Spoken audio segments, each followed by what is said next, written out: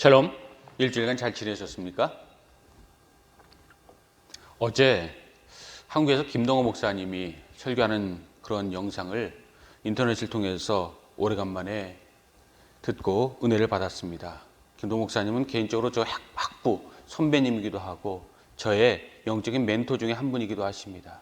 근데 그분이 암이 걸렸다라는 그러한 소식을 듣고 참 마음이 아픈 적이 있습니다. 제가 존경했던 오카는 목사님의 마지막 때도 폐암으로 고생하셨다는 이야기를 듣고 참 가슴 아팠던 기억이 다시 한번 떠올랐는데, 이 김동호 목사님은 한 개의 암도 아니고 세 개의 암에 걸리셨다라는 그런 이야기가 참 마음을 아프게 했습니다. 전립선암과 또 갑상선암과 폐암까지. 이제는 목사님을 뵐 수 없겠구나, 하나님의 부르심을 받겠구나, 죄송한 말씀이지만 그렇게 생각을 했습니다. 근데 어제 다른 교단의 좀 큰 교회에서 말씀을 전하시더라고요. 그 교회는 좀 특별해서 부흥회식으로 예배를 인도하는데 토요일날 저녁 집회와 또 주일날 1부, 2부, 3부 집회를 4개의 다른 주제를 가지고 말씀을 전함으로 4차례의 부흥회 같은 그런 독특한 양식으로 말씀을 전하고 또 주일 예배를 전하는 것을 보았습니다. 한국과 캐나다는 13시간의 시차가 있어서 오늘 새벽까지 이어진 그러한 시간이었지만 김동호 목사님 말씀을 저희 가족과 함께 듣고 의뢰받는 그런 시간을 가졌습니다. 그러면서 느낀 것은 김동호 목사님이 여전하시구나. 어쩌면 옛날보다 더욱더 개인적으로 암으로 고생하시면서 힘들어하시면서 그것을 극복하시면서 오히려 더 메시지가 70대가 되셨는데 인생에 이제 황혼기로 접어들었다면 접어들었다고 볼 수 있고 은퇴를 하신 지도 한참 되셨는데 오히려 더 말씀이 좋아하셨구나 라는 그런 생각을 감회해 보았습니다. 그러면서 한 가지 딱 떠오르더라고요. 꿈이 있는 자는 늙지 않는다 라는 그런 말씀이 새삼 마음에 와 닿았습니다. 그렇습니다. 꿈이 있는 자는 늙지 않는 줄 믿습니다. 여러분 꿈이 있습니까? 더 큰 꿈을 꾸시기 바랍니다. 오늘 찬양처럼 큰 꿈이 아니라 작은 한 꿈일지라도 어떤 꿈이라도 우리의 것이 헛된 꿈이라고 진실한 꿈이라면 꿈꾸며 사는 자들, 그리고 그 꿈이 하나님의 영광이 되고 우리 삶의 기폭제가 되는 그런 삶 될 수 있기 바랍니다. 그래서 결국 주님께서 그 꿈을 귀하게 보시고 모든 것이 합력하여 선을 이루게 하실 수 있는 주님의 백성들 될 수 있기를 주님의 이름으로 소원합니다. 오늘 우리가 이사야서 3장 말씀을 봅니다. 우리가 이사야서 2장 말씀을 보면서 하나님은 분명히 이사야의 입을 통하여서 두 가지를 이야기하셨습니다. 다른 모든 것, 쓸데없는 것 의지하지 말고 여호와 하나님 너의 창조주를 온전히 의지하라 말씀하시고 또 인생을 의지하지 말아라. 2장 22절에 나온 말씀대로 인생은 그 코에 호흡이 있나니 새말가치가 어디 있느냐. 인생을 의지하는 자의 허망함에 대해서 분명히 이야기하셨습니다. 그리고 3장부터 4장까지는 이 모든 말씀을 구구절절 하나하나 펼쳐나가기 시작합니다. 오늘 우리가 1절부터 15절까지 읽었습니다. 이 가운데는 세 가지 큰 맥락으로 나뉩니다. 1절부터 7절까지가 예루살렘의 현실에 대해서 이사야가 조목조목 고발하고 있습니다. 8절부터 12절까지 말씀은 백성의 입장에서 이스라엘의 모습을 그려내고 있습니다. 그리고 13절에서부터 15절까지는 지도자의 입장에서 이스라엘을 그려내고 있습니다. 한마디로 제가 김동호 목사님의 말씀을 들으면서 꿈을 이야기했는데 저는 이 말씀을 통해서 하나님이 이사야의 입을 통해서 말씀하신 것을 한 가지로 요약하자면 이렇게 요약할 수 있다고 생각합니다. 너에게 꿈이 있느냐? 너에게 진정한 꿈이 있느냐? 너에게 진정한 삶이 있느냐? 진정한 은혜가 있느냐? 이야기하고 있다라는 것입니다. 그리고 이곳에서 놀랍게도 오늘 우리에게 주신 말씀 제목을 제가 하나님의 심판과 사랑의 교차점 그런 이야기로 그런 제목으로 오늘 본문 말씀을 제목을 잡아봤는데 정확하게 꿈이 사라지고 하나님을 거역한 그들과 하나님의 분노 가운데 하나님의 예정 가운데 하나님의 사랑과 심판이 교차되어지는 점을 우리가 성경을 통해서 만나게 된다라는 것을 다시 한번 문득 깨닫게 되었습니다. 그렇습니다. 하나님은 우리 모두를 사랑하십니다. 여러분을 사랑하십니다. 물론 저도 사랑하십니다. 우리가 믿건 믿지 아니하건, 하나님은 믿는 자건 믿지 아니하는 자건 세상의 모든 온 우주의 하나하나까지 주님께서는 사랑하신다고 이야기하시고 모든 것에 복 주길 원하시고 은혜를 끼치기 원하시고 품기 원하십니다. 그런데 여러분, 하나님은 한결같으신데 문제는 그 모든 것을 받아 누리시는 우리가, 세상이 그 모든 은혜를, 사랑을 받고 누리는가라는 그러한 생각을 다시 한번 해볼 필요가 있습니다. 하나님은 이른 비와 늦은 비처럼 모든 사람들에게 베푸시고 은혜를 나누시는데 모두가 다 누리고 사는가? 우리의 결론은 여러분도 잘 아시겠지만 누리는 사람이 있는가 하면 누리지 못하는 사람이 있습니다. 누릴 만한 충분한 가능성이 있는데, 은혜가 있는데도 누리지 못하는 사람이 있고, 누릴 수 없을 것 같은데 누리는 그런 신비한 그런 사람들과 그런 하나님의 은혜의 신비를 우리에게 보여주는 그런 사람도 우리 주변에 있어서 각양각중의 모습을 우리가 볼 수 있게 된다는 것입니다. 그런데 여러분, 하나님 말씀이 저와 여러분에게 오늘 주시는 말씀, 이사야 시대 주전 740년경에 주신 이 말씀 가운데서 우리에게 여전히 우리 폐부를 찌르는 말씀 가운데 우리를 돌아보시기 바랍니다. 우리는 그들과 다른지 같은지 한번 생각해 보시라는 말입니다. 오늘 1절부터 7절 말씀 보십시오. 이스라엘의 모든 모습이 하나님 앞에 긍정적입니까? 부정적입니까? 한마디로 이 가운데 긍정을 발견할 수 없습니다. 분명히 하나님은 이사야 입을 통해서 예루살렘은 하나님의 거룩한 성읍, 하나님의 사랑하는 성읍, 하나님의 만물의 기치를 들고 마지막 날에 이스라엘뿐만 아니라 모든 세상의 사람들이 모여들 하나님의 센터 포인트, 중심주로 삼아서 하나님께서 귀하게 여기시고 무엇과도 바꾸지 아니하시겠다는 약속이 여전히 이스라엘의 위에 머물러 있습니다. 그런데 이스라엘은 어떻습니까? 철저하게 하나님을 버리고 떠났다라는 것입니다. 그래서 그들의 모든 모습을 8절 말씀에서 정확하게 두 가지로 진단하고 두 가지 그 원인을 드러내고 있습니다. 8절 말씀을 보십시오. 예루살렘이 멸망하였고 유다가 엎드러졌음은 그들의 언어와 행위가 여호와를 거역하여 그의 영광의 눈을 범하였습니다. 하나의 문맥처럼 한글 성경에서는 이야기하고 있지만 이것은 크게 두 가지입니다.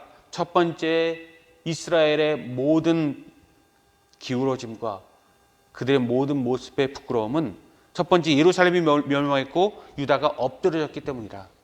그들은 아직 넘어지지 아니하였다라고 이야기하지만 그들의 모든 육체가, 그들의 모든 나라와 그들의 국경선이 남아있을지라도 그들은 도덕적으로, 영적으로, 마음으로 하나님의 백성의 모습으로 완전히 넘어져서 그들은 이미 에스겔의 마른 골짜기의 환상같이 하나님께서 기뻐하지 못하고 그들이 죽은지를 그들만 모르고 있는 모습이 더했다라고 이사야가 하나님의 말씀 가운데 그들을 고발하고 있다는 것입니다. 그리고 두 번째 이유, 왜 하나님께서 그들을 기뻐하지 않으시는가? 그들의 언어와 행위가 여호와를 거역하여 하나님의 영광의 눈을 범하였기 때문이다. 그들의 말이, 그들의 행동이, 그들의 모습이 하나님을 아무리 사랑한다고 그들이 입술을 고백할지라도 그들의 모든 모습이 하나님을 사랑하지 않는다는 분명한 증거들로 드러나기 때문에 하나님은 그들과 함께할 수 없고 그들의 모든 모습을 하나님께서는 역겨워서 내칠 수밖에 없는 그들의 모습까지 그들은 변질되었다라고 이야기하고 있습니다. 그렇습니다. 한마디로 이사야의 3장 1절부터 8절까지의 고백은 비정상의 정상화, 비상승의 상식화, 우리가 흔히 말하는 이 모든 것이 이스라엘 땅에서 비일비재하게 드러나고 있다는 것입니다.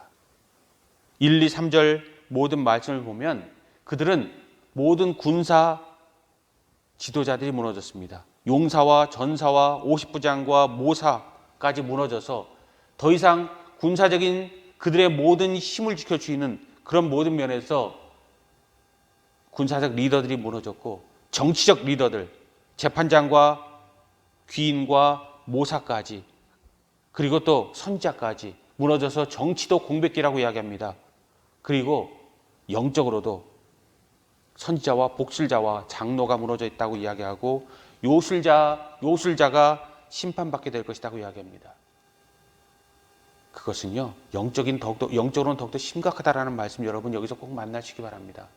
합법적인 하나님의 영적인 그러한 메신저들과 불법적인 메신저까지 이사야는 이곳에서 함께 이야기하고 있습니다. 선지자, 하나님께서 택하셔서 이스라엘에게 보낸 사람들입니다. 그런데 복술자, 요술자, 이들은 하나님께서 보낸 자가 아니고 자기 뜻대로 자기 이익을 위하여 하나님을 이용하는 그러한 불법적인 메신저를 자칭하는 그러한 버린 자식들과 사탄의 도구들입니다. 그들까지 이사야는 이스라엘에게 이야기하면서 이스라엘 너희가 어디 있느냐, 무엇을 하느냐, 너희의 정체성이 무엇이냐, 너희의 본 모습이 얼마나 추악한지 아느냐, 스쳐가는 말 같지만 그들의 진정한 심장을 하나님의 말씀의 검으로 찌르고 있다는 것입니다. 그래도 여전히 정신 차리지 못하는 이스라엘을 통하여 이사야가 이야기합니다. 너희들의 모습을 보아라. 거울을 보아라. 너희들의 거울을 보이고 너희들의 행위를, 너희들의 모습을 살피는 것처럼 말씀의 거울을 비춰서 지금 하나님의 나라가, 하나님의 도읍이, 하나님의 백성이 어느 모습으로 가고 있는지 보아라라고 이야기합니다. 그리고 영적인 아이러니를 이야기합니다. 비천한 자들이 교만한 자들을 꾸짖는다. 어린아이들이, 여인들이 귀인들 위에 통치자가 되어진다. 그리고 모두 가운데 도저히 상상도 못했던 일이 이스라엘 가운데 이루어지고 그것이 이스라엘의 본 모습이 되어지고 있는 것을 너희들은 보지 못하느냐 이야기하고 있습니다.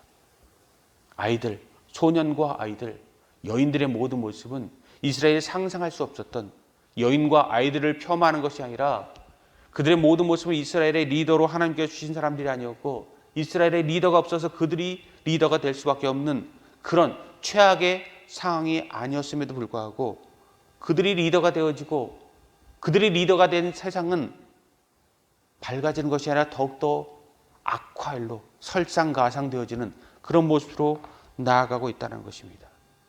그래서 결국 백성의 모습으로 보아도 지도자들의 모습을 보아도 이스라엘은 내가 너희를 기뻐하겠느냐 아니면 내가 너희를 심판하겠느냐 이야기하고 있고 결국 너희들에게 있어서 내가 보여줄 수 있는 나의 진정한 사랑은 예루살렘과 이스라엘의 멸망뿐이다. 하나님께서 심판하시고 그 심판대 위에서 하나님께서 서시겠다. 13절에서 하나님께서 여호와께서 사랑하는 자식에게 진정 그들의 길로 버려두지 아니하고 심판하시겠다고 이야기했습니다. 그렇습니다. 우리 하나님은 우리를 너무나도 사랑하십니다. 십자가의 모든 은혜가 우리에게 있는 것을 우리가 알고 그래서 우리가 그리스도인이 되고 하나님만을 생각할 때 예수님만을 생각할 때 눈물 흘리고 감사하고 감격하지 않습니까?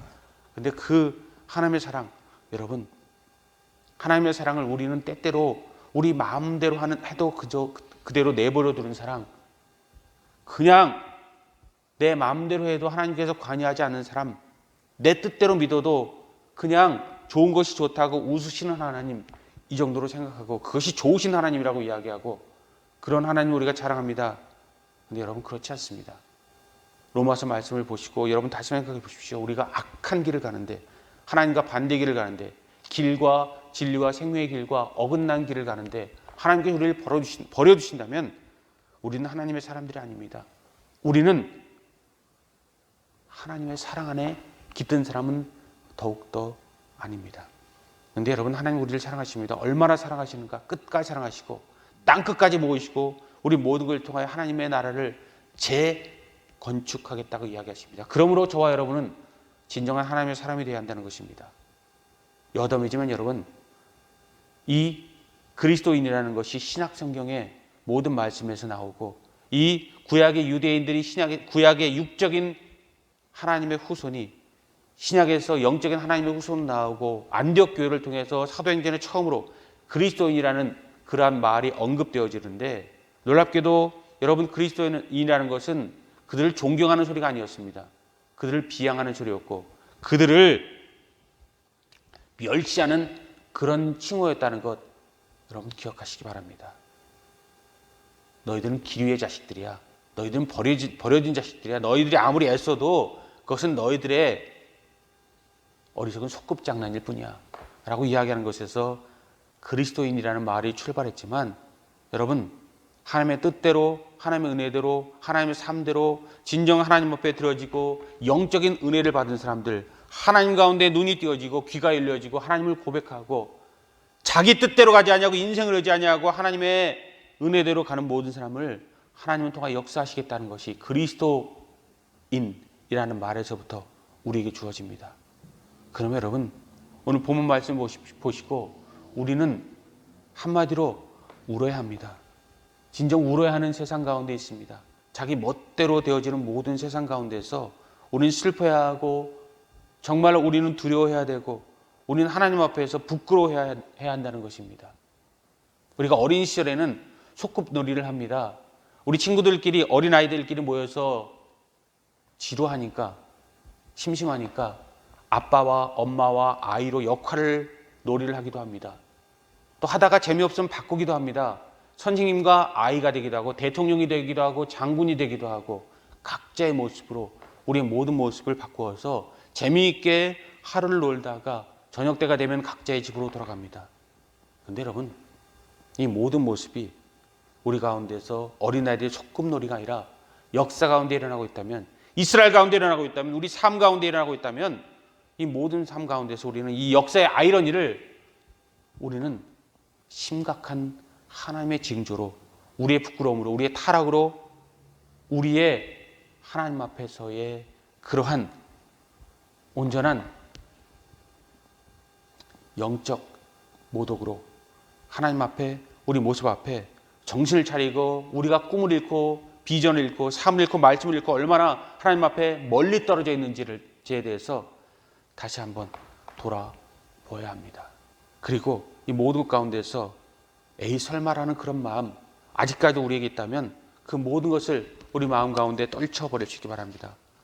세례 요한이 말씀을 전할 때에 이미 도끼가 나무 뿌리에 놓였으니 독사의 자식들아 이야기하며 하나님 앞에서 즉각적인 회개를 이야기하고, 회개하지 않은 사람들에게 하나님의 역사가 임할 수 없음을, 하나님의 나라가 임할 수 있음을 이야기하고, 그의 모든 광야에 외치는 소리로 백성들 앞에 들려지는 그런 신약의 엘리야 역할을 했습니다.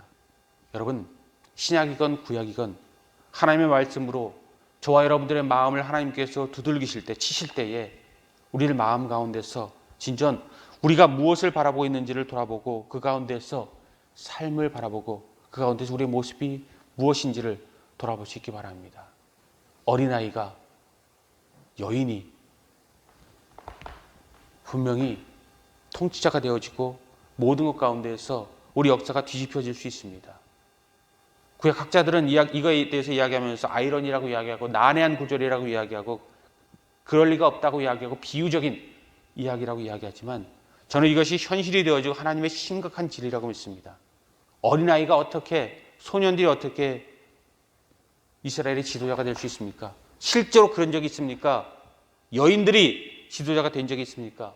라고 물을 때, 어린 왕들이 이스라엘의 모든 멸망, 북왕국이나 남왕국이나 마지막 때에 더불어서 어린 왕들이 서서 왕후들이 섭정하기도 하고, 여자들이 다신다는 것은 이 왕후나 섭정하는 그런 왕의 어머니나 후궁들의 이야기라고 이야기하는 모든 모습이고, 또 어린아이의 모습도 그대로 이어지는 그런 모습. 소년이라는 말은 육체의 어림을 이야기하지만 아이들은 그 변덕스러운, 부끄러운, 인격이 완성되지 못한 사람이라는 것을 이야기할 때 얼마든지 어린아이들이 다스렸던 그런 시대가 있었다는 것을 성경을 통해서 우리가 배우게 됩니다. 그리고 이것이 얼마나 심각한 그런 우리를 향한 말씀인가를 생각할 때 저는 문득 마태복음 18장, 마가복음과 누가복음 9장에 나오는 어린아이의 이야기가 머릿속에 문득 떠올랐습니다. 누가 크냐? 예수님의 12제자들이 다투는 것을 예수님께서 아시고 어린아이 하나를 세워놓고 이야기했습니다. 천국은 이 어린아이와 같지 아니하면 결코 들어갈 수 없느니라. 여러분 기억하십니까? 하나님은 어린아이와 여인의 문제를 그냥 단지 비유적으로 이스라엘을 치려고 그냥 없었던 일을 있는 일처럼 만들어내서 더 이상 어떻게 하면 내가 어떻게 할 거야 라는 부모들이 자녀들을 향해서 협박하는 그런 모습이나 깡패들의 그런 협박처럼 이야기하는 것이 아니라 하나님의 모든 말씀은 진리 가운데 실제로 일어날 수 있는 모든 역사 가운데 우리에게 주시고, 하나님은 우리를 향해서는 정말 하나님의 사람과 세상을 향해서는 철저하게 진지하시다는 것, 여러분 기억하실 수 있기 바랍니다. 그러므로 8절부터 11절까지 말씀은 불교적인 용어로 해서 기독교에서 잘 이야기하지 않지만 우리가 이야기하는 철저한 구약의 모든 율법의 법칙, 즉 인과 응보의 법칙을 이야기합니다.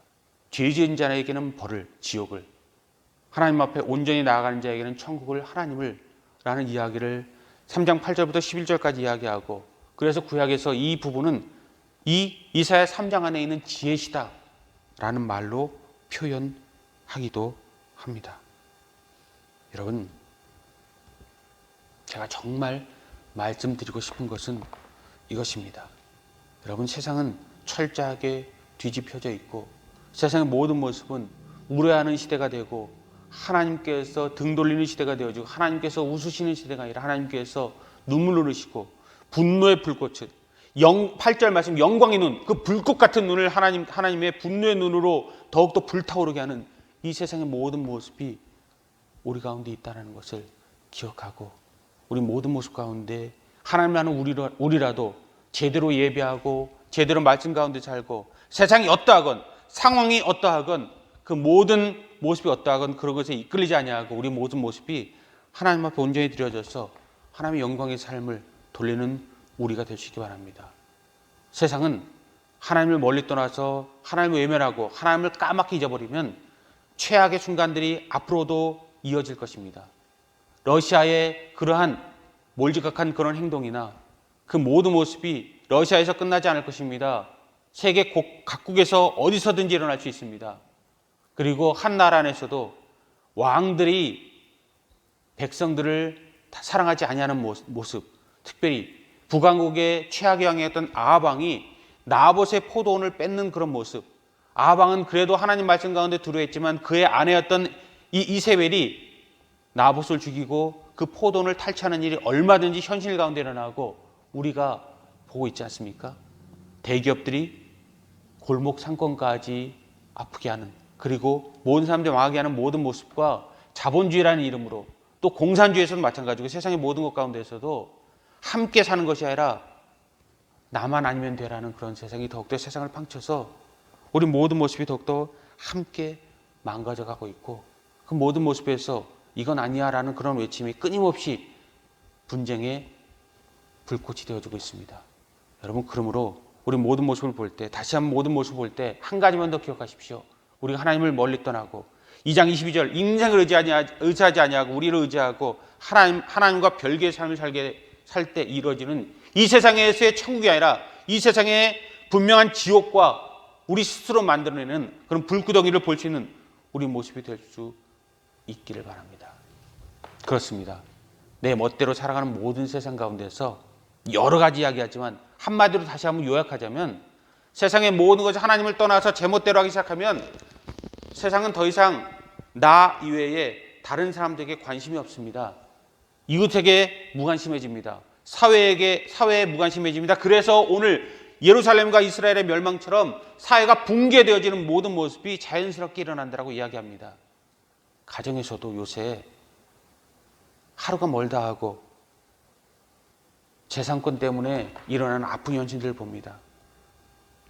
세상의 돈 문제 때문에 사람들이 죽고 살기도 하고, 정말 인생과 재정의 문제가 사람들 가운데 큰 비중을 차지한다는 것은, 그리고 그것 때문에 우리 일생의 모든 모습이, 우리 모든 또 삶의 모티베이션이 일어난다는 것을 우리가 알지만, 그것 때문에 부모를 죽이고 자녀를 죽이고 형제 간에 분쟁이 일어나는 그런 모습, 그리고 부모님이 죽기만 하면 내 동생들, 내 언니, 누나건 형제건 모두 다 죽이고 내가 모든 것을 마감할 거야 라는 그런 험악한 말이 세상 가운데 횡행하는 가운데 있습니다.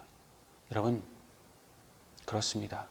이 모든 것, 우리가 하나님 앞에서 멀리 떠나서 우리 멋대로 하고 사람을 의지하고 삶을 의지하는 가운데 이루어집니다. 이스라엘의 문제도 하나님을 보았을 때는 문제가 되지 않았습니다. 광야에서 40년 동안 방황하면서 만나와 메추라기로 살던 그 시대, 그들에게 순간순간 실패는 있었지만 모세를 통해서 끝까지 가나안 땅에 도달할 수 있는 그런 하나님의 은혜가 있었습니다.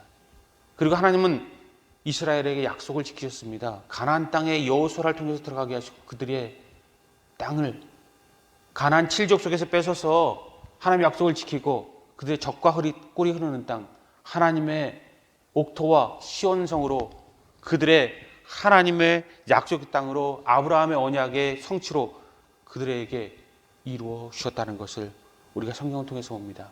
근데 그들이 하나님의 말씀을 거역하고 이방 족속들을 제하지 아니합니다. 그들과 타협합니다. 그리고 눈을 돌려서 타협하는 정도가 아니라 그들의 모습을 봅니다. 그들의 삶을 봅니다. 그리고 비교합니다. 그들이 잘 사는 것 같습니다. 그들이 잘 먹는 것 같습니다. 그들이 누리는 것 같습니다. 행복한 것 같습니다.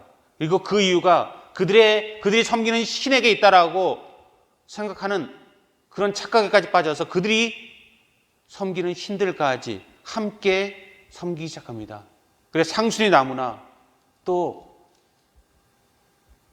모든 하나님께서 실패하는 것을 하나님이라고 포장하고 금송아지가 되어지고 또 포장하고 또 하나님 아파하는 것을 서슴지 않고 그래서라도 좋은 게 좋다고 복받는 것이라고 그들이 잘 먹고 잘 살고 기뻐하면 된다라고 이야기하고 그들은 천국을 잃어버립니다. 하나님을 잃어버립니다. 그리고 자기 뜻대로 잘 살면 그것이 잘 산다고 이야기합니다.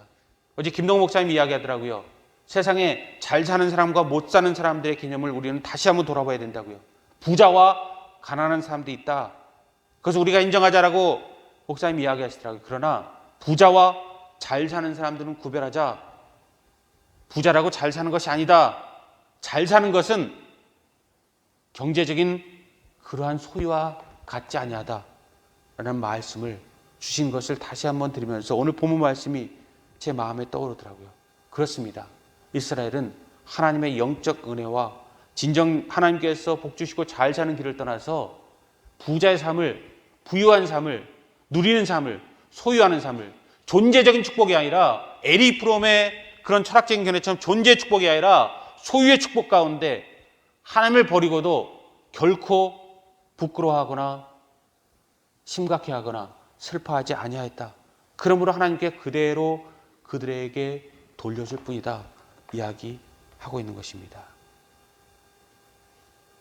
여러분, 제가 오늘 책을 읽는데 결코 인생에 만나지 말아야 될 사람들 여러 가지 1, 2, 3, 4, 5로 이렇게 쭉 글을 적어놓은 것을 보았습니다. 뭐 다 말씀드릴 필요는 없고 내가 만나지 말아야 될 사람들 그중에서 생각나는 것이 제 마음속에 생각했던 것이 세 가지입니다. 첫 번째, 정말 만나지 말고 친구가 되지 말아야 될 사람은 나에게 거짓말하는 사람들이라는 것입니다. 나에게 참된 말을 하지 아니하고 거짓말하는 사람들. 두 번째, 나를 존경하지 않는 사람들, 나를 리스펙트하지 않는 사람들, 그 사람들은 친구로 만나지 말아야 된다는 것입니다. 그리고 세 번째, 나를 이용하는 사람들, 그런 사람은 결코 친구가 되면 안 된다는 것입니다. 다른 것도 있지만 저는 세 가지를 여러분 기억하고 오늘 말씀과 함께 여러분 한번 기도 제목을 삼았으면 좋겠습니다.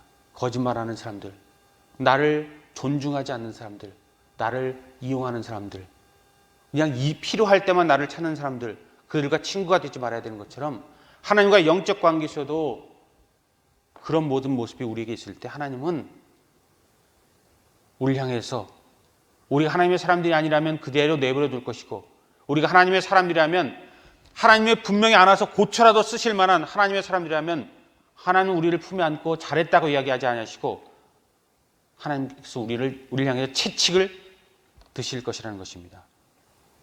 그래서 오늘 본문 말씀 13절부터 15절까지 말씀 보면 지도자를 향한 말씀 같지만 우리 모두를 향한 말씀입니다. 그리고 13절에 이야기합니다. 여호와께서 변론하러 일어나시며 백성들을 심판하려고 서시도다.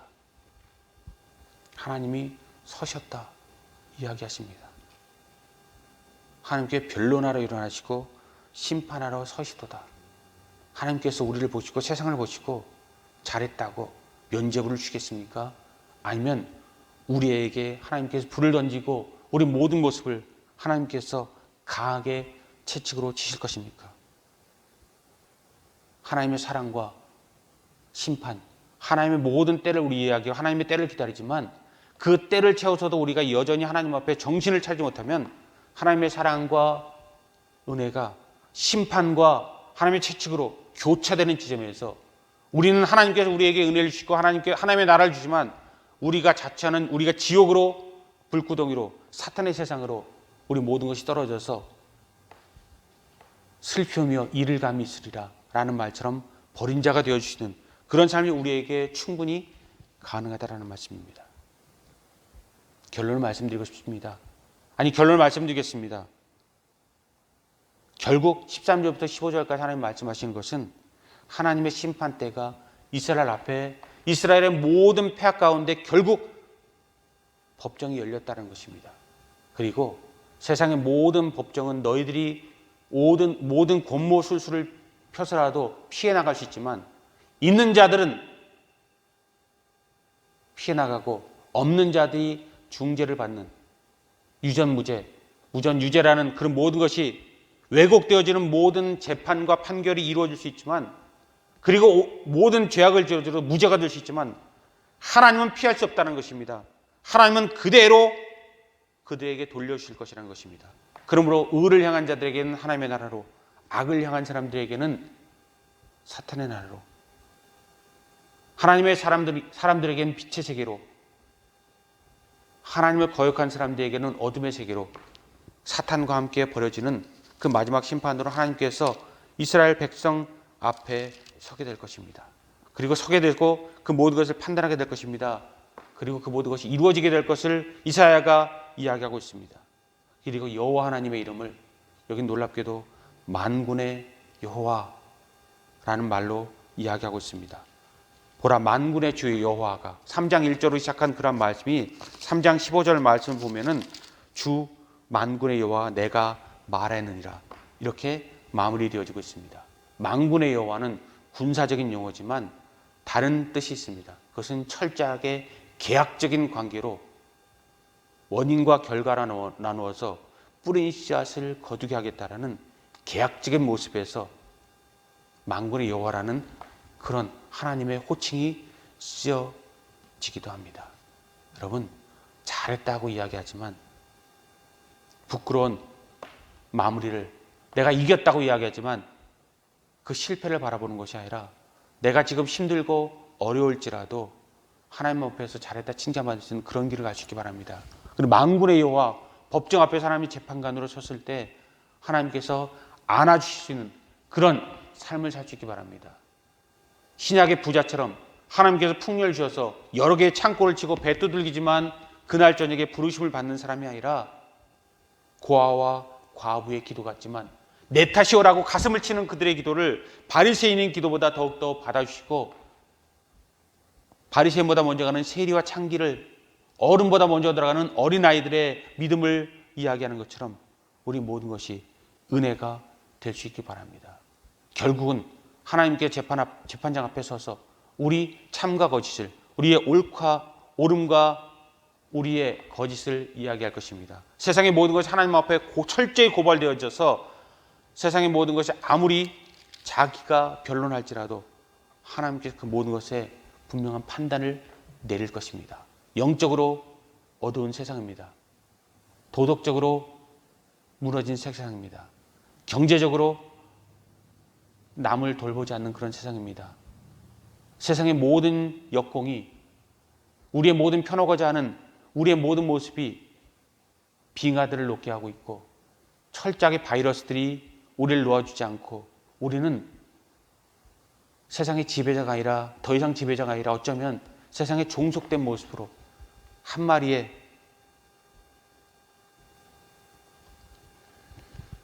부끄러운 벌레와도 같은 모습으로 세상이 자꾸 변화돼서 하나님께서 우리를 세상의 창조주의 모습으로 다스린 자로 우리를 주셨는데 세상의 모든 만물에 우리의 모든 주변에 나비와 나방들을 통해서도 우리 주변의 모든 하나하나의 작은 미물을 통해서도 부끄러운 우리의 모습을 보게 하시는 우리 모습으로 철저히 망가져가고 있습니다. 여러분, 하나님의 심판과 사랑은 끝까지 우리를 돌고 또 돌 것입니다. 그래서 또 역전되고 또 역전될 것입니다. 하나님의 심판이 사랑이 되어지는 사람들 되기 원합니다. 하나님의 사랑이 하나님의 심판으로 떨어져서 부끄러운 고백으로 끝까지 하나님께서 안으셨지만 그 모든 것을 외면하고 떨어져 나가서 하나님 앞에 부끄러운 인생의 마무리를 짓지 않으시기 바랍니다. 다시 한번 말씀드립니다. 세상 법정은 피해가도 하나님의 법정은 피해갈 수 없고 하나님의 심판대 앞에 우리 모두가 다 서게 될 것입니다. 하나님 앞에 마지막으로 기뻐하시는 자 될 수 있기를, 우리 모든 당하는 환난과 어려움과 고통이 우리를 죽도록 힘들게 만들지라도 이 모든 우리가 당하는 환난과 역경과 우리 기도 제목도 결국 하나님을 철저하게 의지하는 우리의 하나님의 축복의 도구가 되어서 우리의 모든 것이 하나님의 영광이 될 수 있기를 주님의 이름으로 축복합니다.